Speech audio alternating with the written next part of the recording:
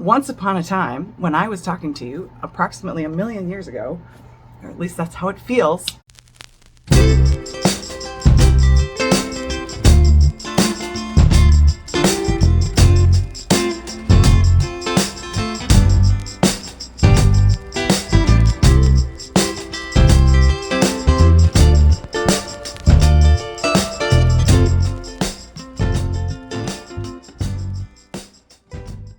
Hi friends, welcome back to Librophiliac Knits. This is Kat, your host, and I'm coming to you from August of 2024 in St. Paul, Minnesota. It has been a while. I did not forget about you. I just have had a crazy summer and I wanted to check in. So what I wanted to talk to you today today is what I've been making, like lots of finished objects, some of them super old at this point and well loved. Here's one. What I have, so finished objects, works in progress, spinning. I was super active in the Tour de Fleece this year, and then future plans. If I have some time, I'm going to try and keep this relatively brief because it's been a long time and I could probably go on and on. I got myself a new gadget so that I can reference my own Ravelry pages and tell you the things that I can never remember, like what yarn I was using and what the colorway name is. Hopefully that makes things go a little smoother for us. So let's get started. First, what I'm wearing, I'm so excited. I had to knit it twice. I completely frogged it and started over in a different size because gauge swatching is not usually in my wheelhouse, and it really needs to be. I am trying to be better about it, but that is neither here nor there. In the case of this particular garment, this is my mini mock neck tank. Hello. Yes, friends, it is done. It is made out of... Hey, how's it going? It is made out of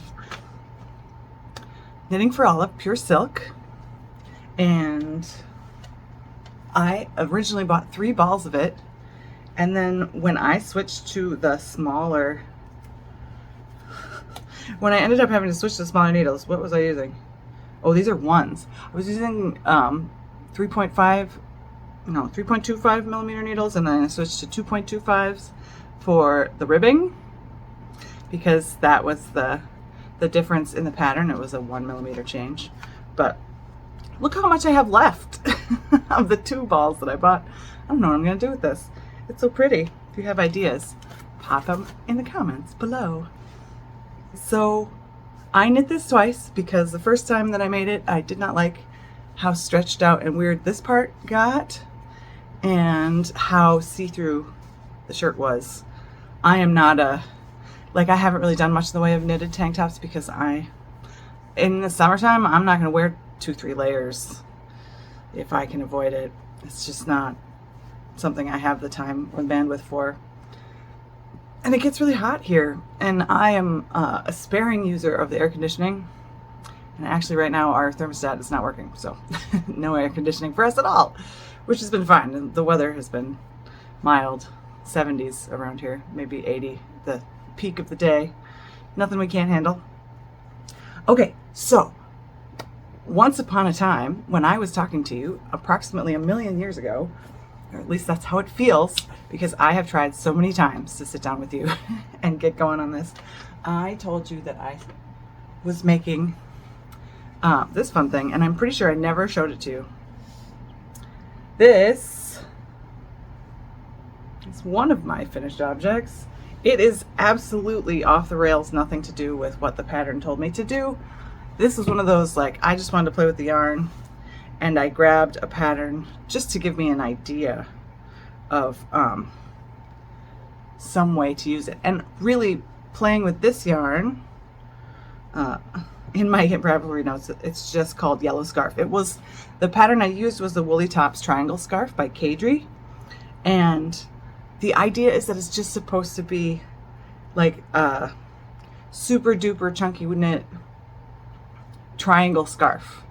But I had this goofy Bernat blanket, floof, and I just wanted to play with it and make something super squishy and fun.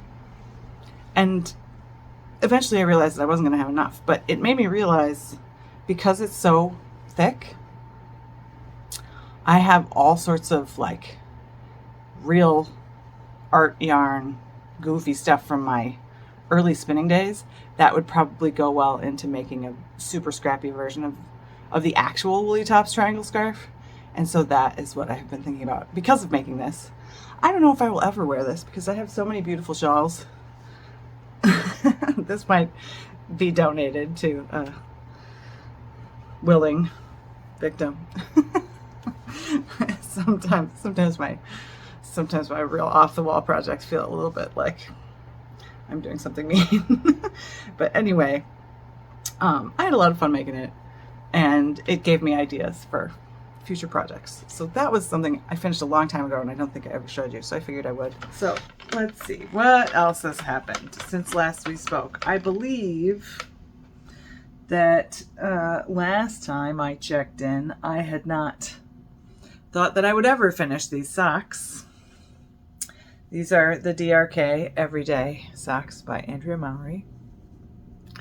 And after giving myself permission to just frog them and be done with it, I finished the first heel, got all the way through the foot of the second sock, and then was on the second heel and stalled out again.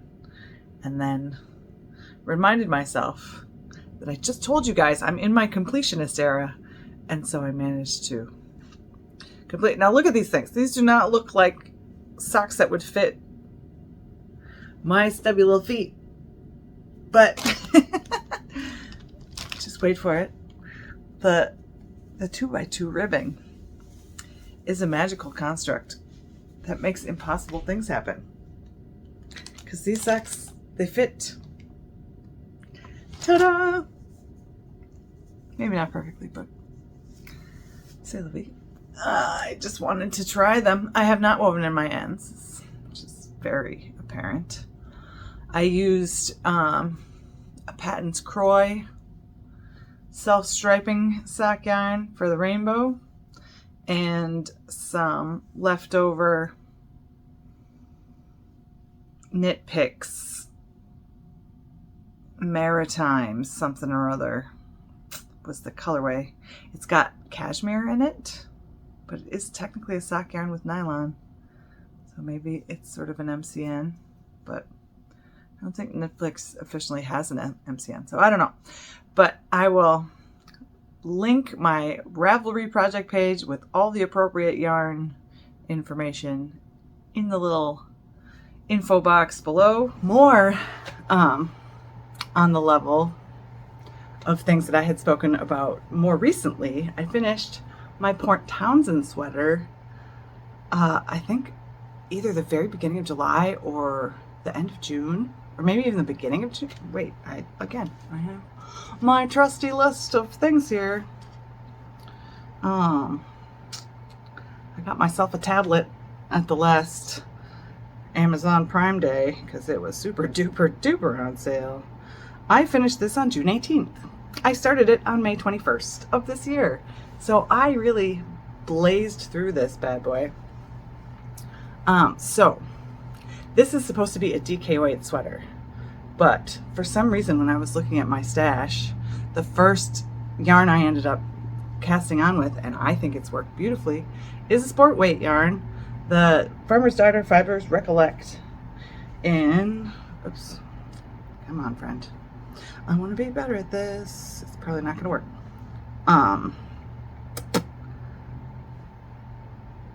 Chinook Winds, I believe. Yeah, the gray is Chinook Winds.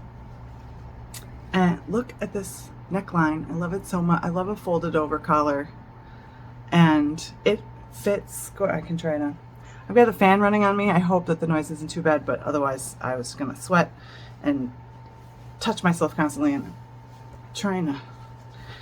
Okay, look at this beauty. It looks so good with this too. Hi.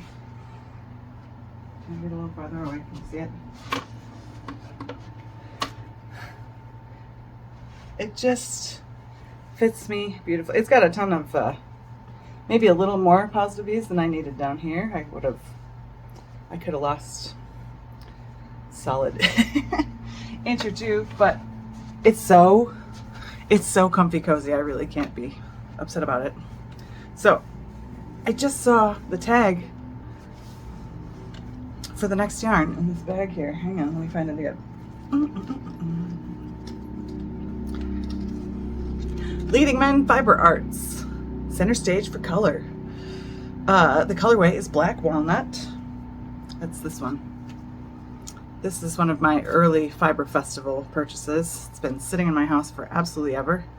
It's West End worsted, 100% non-superwash merino. Yeah.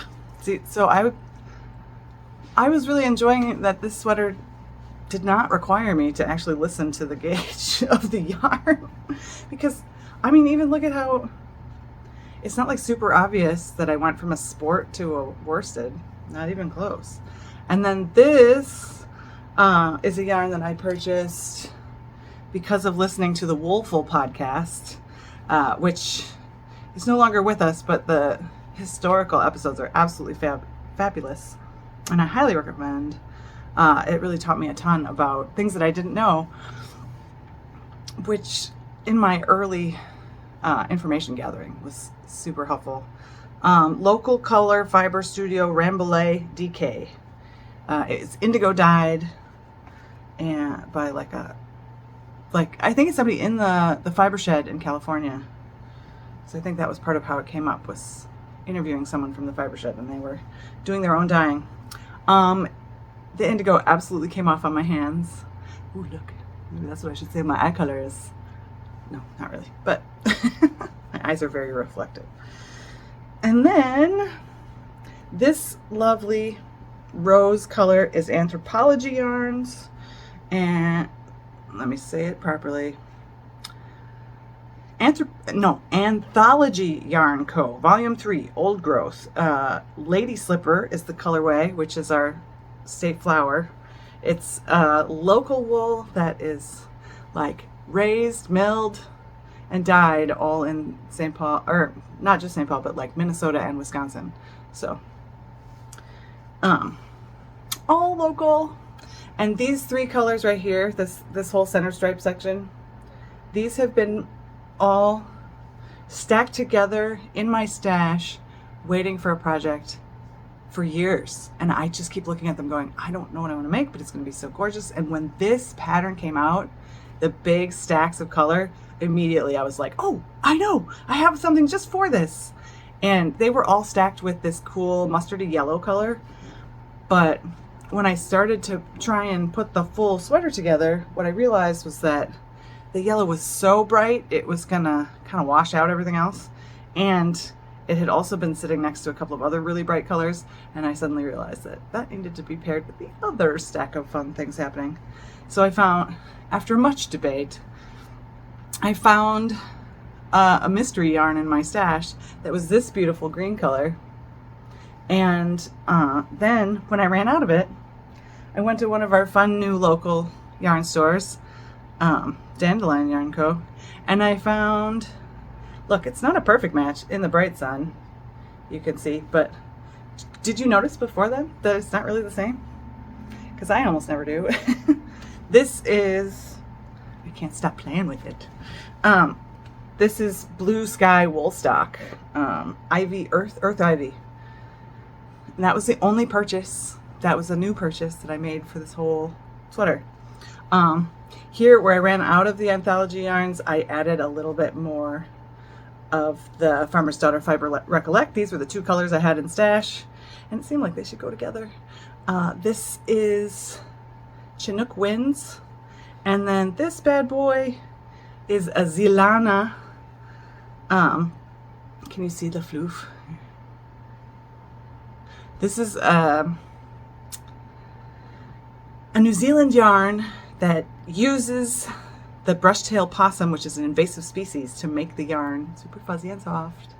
And my cousin was living in New Zealand for a little while and sent me some of this, and finally got a chance to use it. And I think that it was really a fun way to just end the sleeves with a little change up, keep the colors from all being cool colors. And I absolutely adore this sweater. I'm so happy with it. Oh my gosh, where to go from here? So I think that's it for, no, that's not true. I cannot show you my other finished object because it is that crochet blanket I've been working on for absolutely ever. I finished it and sent it off with its recipient. My sister was in town. She has a super cute new baby. It's a baby blanket. So I gave it to her, and I'm absolutely thrilled with how it turned out. It's a trapezoid. My crochet skills are still a little less than perfect, and so, you know, it started out pretty squared off, which was great, but then I got a little reckless, and it grows, it starts and goes, and then, so it's a trapezoidal blanket, which, I don't know, maybe that'll be fun or easier for wrapping her up in certain contexts, my little niece. But they were pleased with it, so I was happy to send them along. And, you know, that means I used up a bunch more stash yarn. I used up some yarn that had been gifted to me, my wax, hello friend. And while I was still playing with the leftovers of the self-striping yarn and the crochet hook, I found a little YouTube video and I made a flower crown. I was really excited about it. It's fun. Do I have any of them with me? I gave the crown to my daughter and I forgot to steal it back for our little episode here. I was messing around with learning how to do granny squares. And granny squares. This was the first one. There. This was when I decided I didn't want to weave in all the ends, so I just let the self-striping yarn do its thing, see what happens. I can link to the YouTube video that taught me how to do it because I was really enjoying it. And maybe you'll like it too. You like my Beyonce hair in the fan? No, I mean, I guess any entertainer. But no, when I think of somebody who's getting hair blown back in a fan, I think Bae. All right, let's see. Then I'm showing you 2 of these, but it's not true that I made 2 of them this year. I think I do remember which one's which. So, one of these is from last year, and one of these is from this year. When I went back to the Fiber Festival, they were selling again this Coopworth. Oh yeah, so look at the change from last year to this year. That's what it is. Look at this. Okay, so I was just using my Kiwi and the super giant jumbo, and it's a little underspun in places where I didn't love. But this is this year, after the purchase of my electric eel wheel, I was able to do a ton more consistent spinning, and I am super thrilled with this. Now I have 2 ridiculous jumbo chonky, super bulky probably, weight. These are each 8 ounces, so I have a pound of yarn to play with. I've got to figure out what to make out of this stuff. I don't think it's gonna be enough for a sweater. Maybe I could do a slip over, which is just a vest for those of you who have never heard that terminology before. A vest. I can't decide. So in stash it sits. My continuing BFL project has produced yet another beautiful skein and another in progress. This is, I've been doing all of this spindle spinning, long draw. I was sort of participating in Andrea Mowry's 100 Days of Long Draw Spinning, but I was doing it all on spindles, and then I've just been plying it with the eel wheel. So this is the latest of the plying. All of this came off the spindles as the Tour de Fleece was starting, so that I would have maximum spinning surfaces to play with. Then some of the wool that I've been, like, I leave it around my house in buckets, you guys. It's just bins and buckets and big reusable bags. For example, when I wash wool, I just don't know where to put it. And so it ends up anywhere I can think to put it. This is some of the wool that I washed this summer. It's waiting for its turn at the drum carder. But all the gray got carted up in preparation for Tour de Fleece and then spun on the side. And I didn't manage to apply it until after the tour was over. But oh my gosh, I had so much fun this year because I watched the Netflix documentary about the last couple years of the tour. So then I knew who the heck they were talking about. It was so nice to like have some clue of who the contenders were, and like did a tiny bit of extra Googling and figured out what all the shirts are about, and and really enjoyed watching the stage recaps, hours after they had happened, obviously. And now it's Tour de Fleece Femme, and I have not been participating as avidly because I need to back it down a little bit. It was getting out of control. But those were all kind of the side projects. The main project was to finally, for the Spin It to Knit It, again, Andrea Mowry, I'm such a stan, it's ridiculous. I want to make a traveler hoodie, and I am going to be the team captain of the Wednesday Warnings roller derby team this year, and you know what our team color is?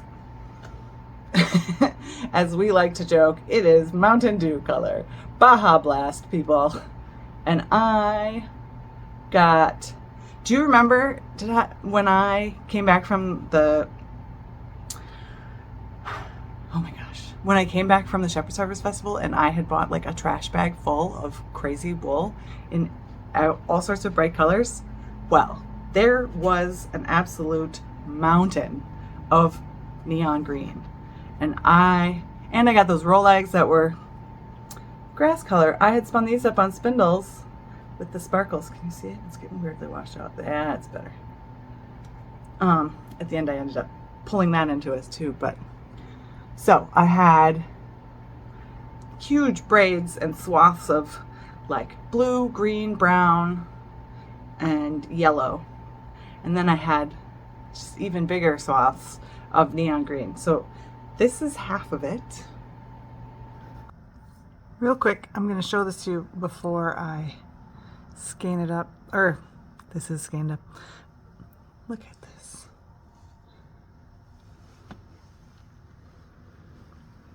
I'm going to measure and reweigh and like recalculate the grist and get ready to do some swatching finally. But I just want to show you how pretty.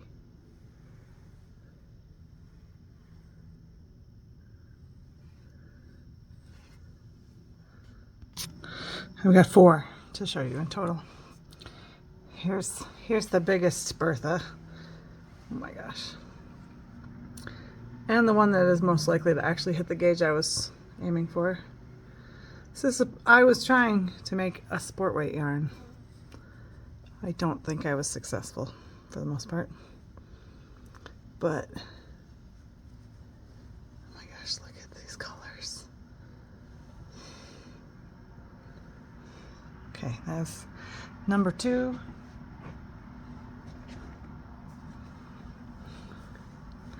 I ended up incorporating, look how overspun this is up here. Woo, problem child. And this is after I washed and thwacked it, but I wanted to keep going. And I had that hand spun from support spindles. Yeah, the green with the sparkles. Sparkle. So I incorporated that, and it did not behave quite the way I expected it to. I'm not sure how I managed to do that, because up here it's fine. Like almost underspun looking.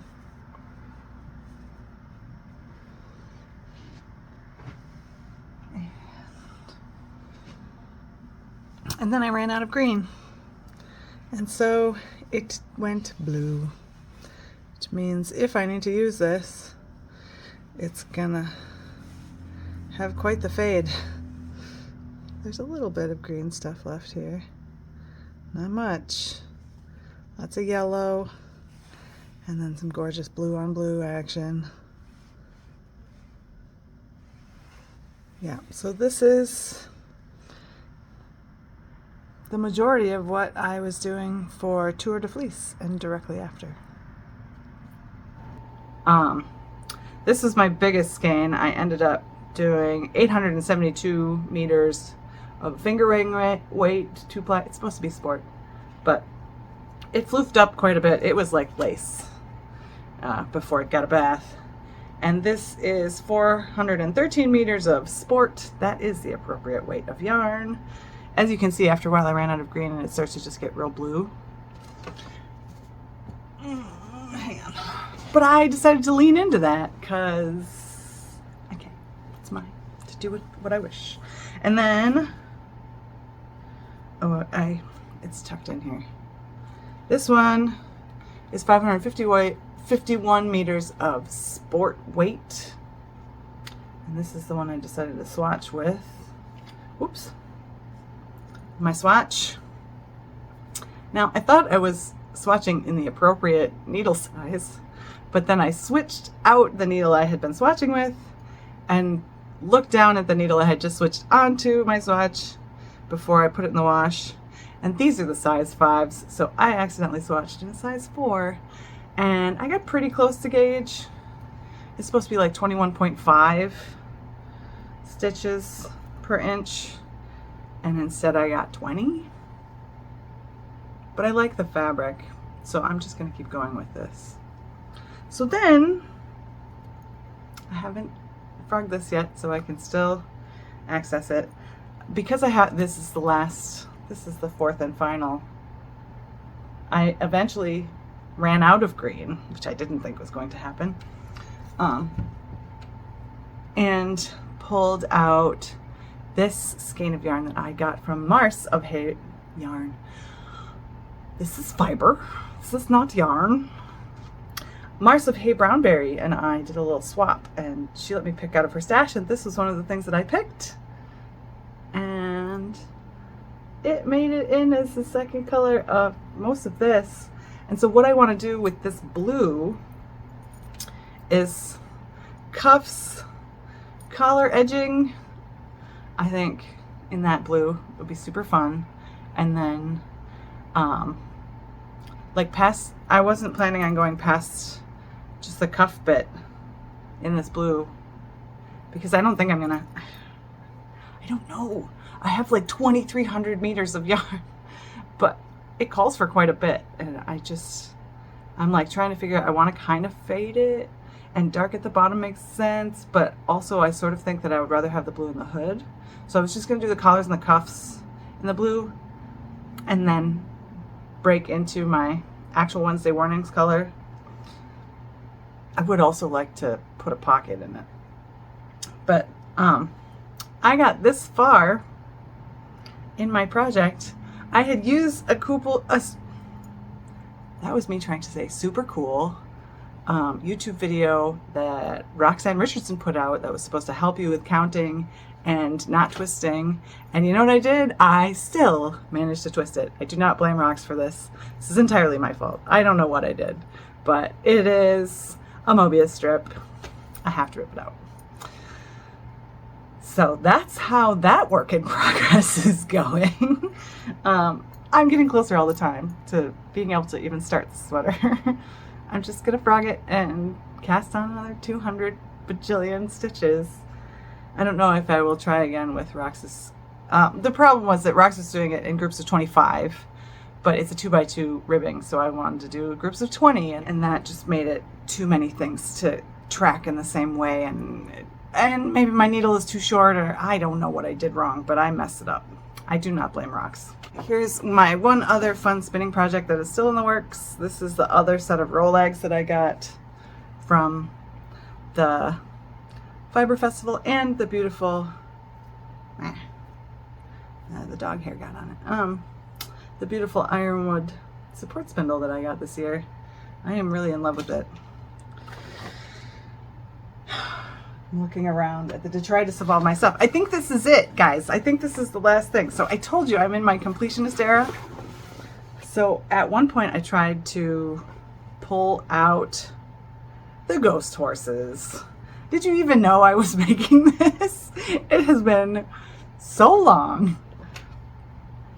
So long that this has just been sitting. I think part of it is that I assume it won't fit me anymore. I think I might have cast on a size that I am not. And I am scared that I will knit this whole thing and it will be like sausage casings and I will hate it. But, you know, it's also intense amounts of color work. And I haven't done the smart thing and put stitch markers all the way around so that each of the repeats is its own section. That is number one, the thing I need to do. Oh! I did have one other work in progress and it's not in here. Okay, anyway. I have done 1.5 rounds of this since last we spoke, which means that I'm working on it again. Not often enough, but that's because I'm scared to take it with me to work. I think it might be too intense for work times because there's just so much looking at the pattern. But have you seen the hand spun I made that I'm planning to use for this? Have you seen this? Why? How? Look at this gorgeous beauty. I don't even remember the spinner who made this as another aspect of myself. It's so pretty. And it so perfectly matches gauge with this white is commercial spun Cormo from Elsa Wool. But look at how good they go together. Yeah. I'm eating my hair. In other super fun project news, I am back to working on my Navigo romper, and I have like centimeters left until I can start working on the complicated bit, which is the top. It's a romper. So I have shorts up to about here right now, and in a little, actually maybe here, but belly. I don't know. It's getting close. I put them on and sort of tried to eyeball, like, I think I want this much more. And then I marked it on my knitting. And since then I've knit like this much more. I need like another maybe 1/2 inch.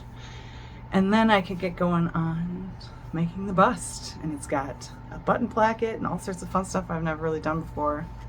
So I'm excited to get to that. Nervous, apprehensive, excited.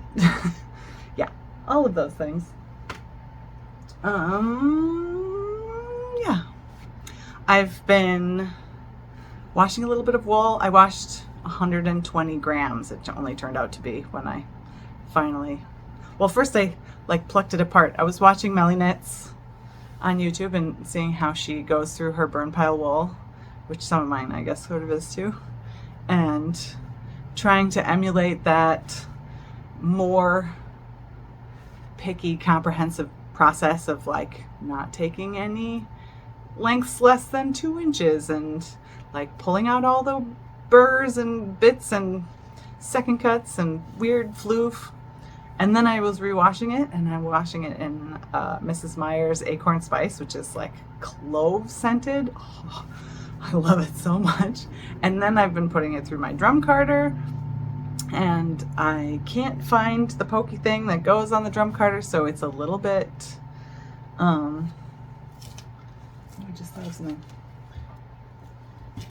It was a little bit dirty, so my white wool is a little bit contaminated in a way that I like. As it spins up, there's just a little bit of gray that's like occasionally barber pulling in there, and I love how it looks actually. And I forgot, I also, look at this little itty bitty guy.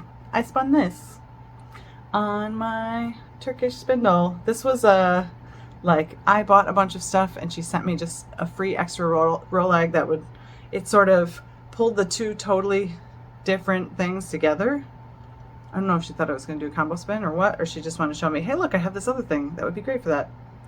And so I spun this up just to be a color pop somewhere. I used the Turkish spindle. I applied it back on itself. I super love it. It's super cute. That's about everything I wanted to talk to you about. Hang on, let me consult the brain. I have spent the last 2 days, I don't know what my deal is, looking at all the free sock patterns on Ravelry and like favoriting and putting them into my library if they look like something I'd like to try. I also was thinking really hard about going through my queue and my stash and like making a comprehensive list of what I have and what I have plans to make with it, so that it would just be like boom, boom, boom, stacked up, ready to go. Like I have that gorgeous Cory confetti from La Bien-Aimée, and I have AVB, I don't even know what that stands for, but that's the name of the pattern, that gorgeous cable pattern that I want to make with it. So just,